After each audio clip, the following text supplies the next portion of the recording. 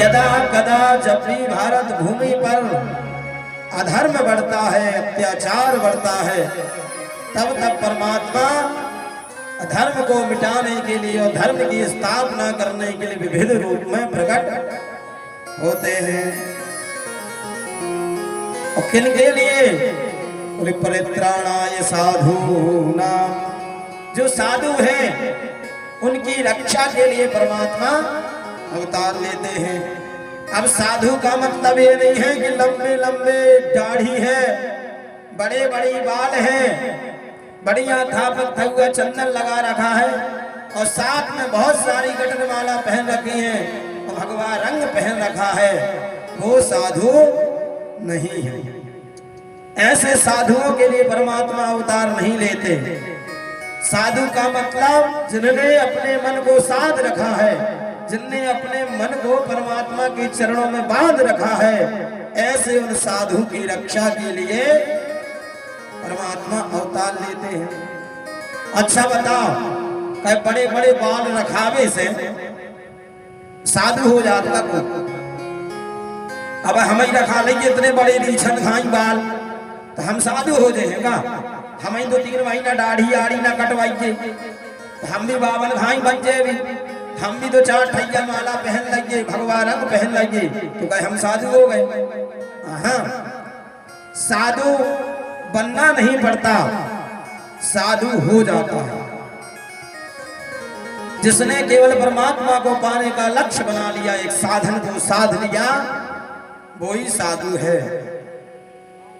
अब ऐसे थोड़ी के भी साधु आ जा सगारे सगारे सीताराम सीताराम सीताराम, ले भाई हरो तो तुमने आई जहाँ आटा रखो तो तुमने आटा दे दो, गेहूं रखे सो तुमने गेहूं दे दे, पैसा दे दे। बेगाई को असलपुर में कौन बनिया की दुकान उनने बेचे उतई गेहूं और कहीं लिया भैया पैसा, फिर पहुंच गए कलारी में। बोले दाइयो तो ना 250 वाली, सफेद की तो दो, लाल की तो दो, सोने हनी दारू और तुम्हारा दान का भाड़ में, फिर तुम्हारे दान की दारू आदमी पी रहा।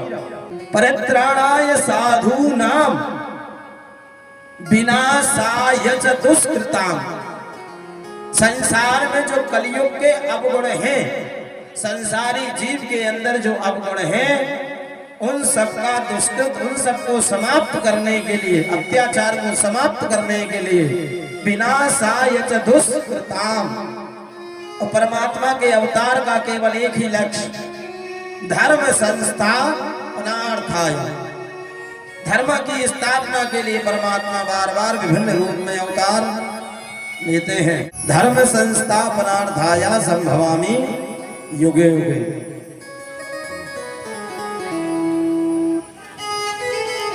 अच्छा, आप लोगों ने जिन जिन ने भागवत कथा सुनी है वो लोग हाथ उठाओ।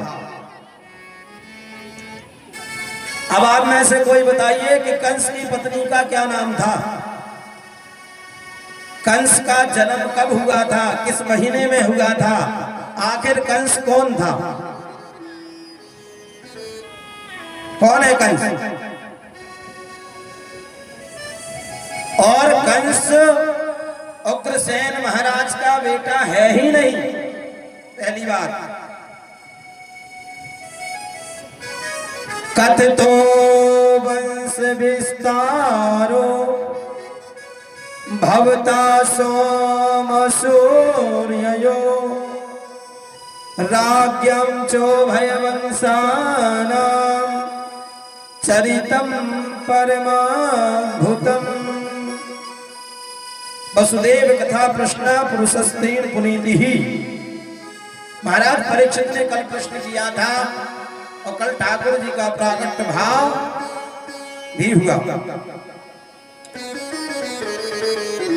आज सुनो तुम कंस की जन्म की कथा। महाराज उग्रसेन की पत्नी का क्या नाम है? उग्रसेनम तुयो पत्नी पवन रेखा तु नामकम। उग्रसेन जी महाराज की पत्नी का नाम है पवन रेखा। एक बार पवन रेखा अपनी संगी सहेलियों के साथ बगीचा में घूमने गई। जैसे घूमने गई तो एक काल नेमी नामक राक्षस ने उग्रसेन का रूप धारण किया और वही बगीचे में मिल गए। पवन रेखा का हाथ पकड़ा, पवन रेखा के साथ दुष्कर्म किया और पवन रेखा को गर्भावस्था में पहुंचा दिया। पवन रेखा गर्भवती हो गई। बाद में पवन रेखा ने देखा कि जब उग्रसेन के रूप में वह कालनेमी ने अपना रूप बदला तो भयंकर राक्षसों जैसा लग रहा था।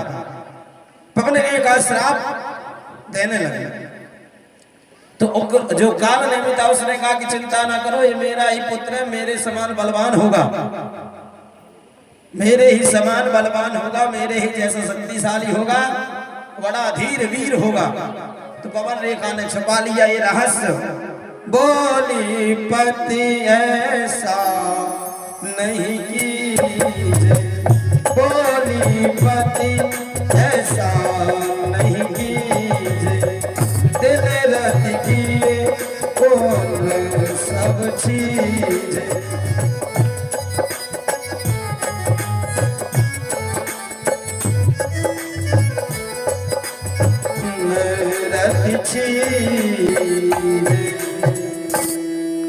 पवन रेखा ने कहा कि ठीक है, यदि आप कह रहे हो कि धीर वीर पुरुष होगा तो मैं आपको श्राप नहीं देती हूं, लेकिन जानन पिनरो देवा प्रकरोति विगर्हितम्, इस रहस्य को देवतागण भी नहीं जान पाए तो देवगण नहीं जान पाए तो मनुष्यगण कैसे जान पाएंगे।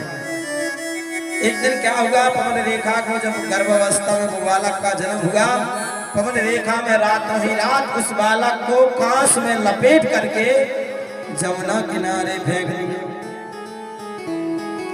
गर्भस्थो तुयो बालकः कुशक्रेणेतु कंसनम्, उस बालक को कांस में लपेट करके जमुना किनारे फेंक दिया। अब कंस का जन्म भादों के महीना में हुआ। लेकिन एक दिन क्या देखा, सूरसेन वहां से जब निकले तो उन्होंने देखा कि कांस में लिपटा हुआ एक बालक पड़ा है। दूरे दृष्टि ततो जाता सूरसेन दुराजन, हे राजन, सूरसेन ने क्या देखा कि एक कांस में लिपटा हुआ बालक पड़ा है, उसको उठाया और सूरसेन अपने घर में लेकर के आए और उसका पालन पोषण किया। एक दिन नारद जी महाराज ने आकर के बताया कि अरे कंस, तुम्हारे ये असली पिता नहीं है, असली पिता तो तुम्हारा कालनेमी था, लेकिन जिसकी तुम पुत्र हो पवन रेखा के, उनका पति प्रेजेंट में अभी मथुरा का राजा है, जाओ। कंस गया, कांस में लिपटे के कारण उसका नाम पड़ा कंस। वो दौड़ा दौड़ा गया, तुमने अपना प्रेम नहीं दिखाया अपने इस पुत्र के ऊपर, जाओ, अब तुम बूढ़े हो गए हो, अब तुम्हारी गद्दी पर हम बैठेंगे, और काल कोठरी में डाल दिया। कल हमने बताया था ये कथा, ये वाली कथा नहीं बताई थी, लेकिन ठाकुर जी तो गोकुल पहुंच गए थे। जब ठाकुर जी